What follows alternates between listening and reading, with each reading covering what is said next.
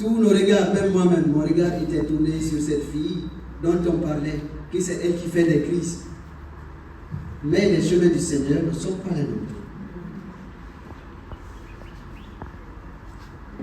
On prie sur le papa, la maman, et la dernière fille, l'avant-dernière, et la fille qui a des problèmes. Je prends tout mon temps, je prends 1 heure. Rien. Je viens sur l'aînée, à peine elle entre en convulsion. Le plan de notre plan, c'était que c'est l'autre. Mais c'est la dernière qui est partie.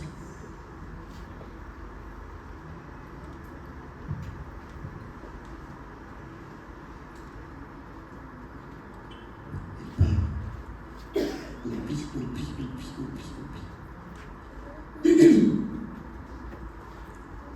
11 heures.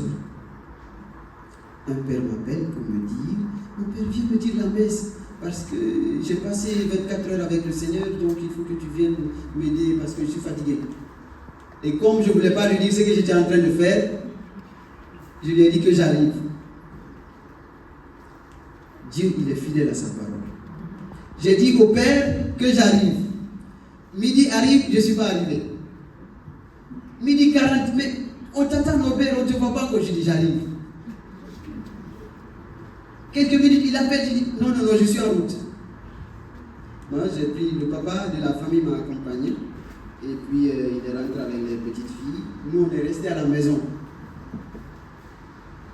Alors, j'arrive, et avant de bouger, je sais que l'état dans lequel je laissais cette fille était grave.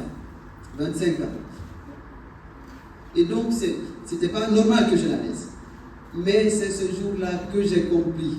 Je le dis pour nous tous, que le Seigneur vous donne le pouvoir, vous, ma soeur, mon frère, de suspendre le temps.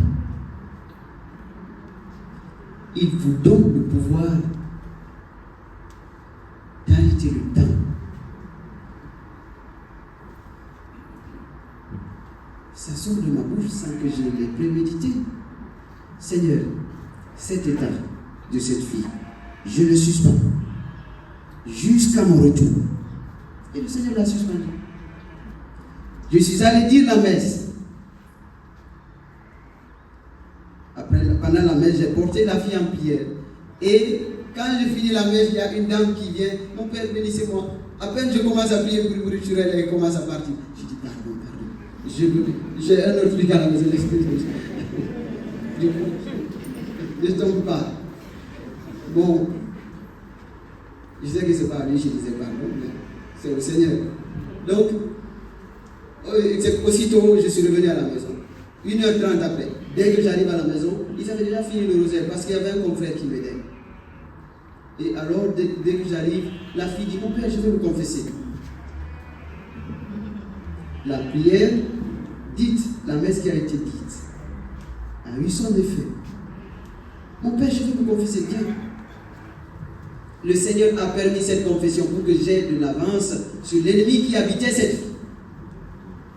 Et dans la confession, des choses ont été dites qui m'ont été confirmées pendant la prière de libération.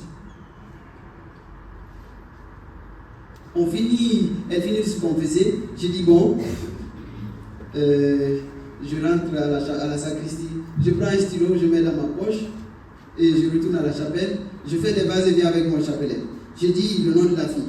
Dis-moi, qu'est-ce que j'ai dans la poche? Je voulais savoir si l'état suspendu avait été déjà débloqué. Il ne faut pas perdre son intelligence quand vous priez. Je dis, dis-moi, qu'est-ce qui est dans ma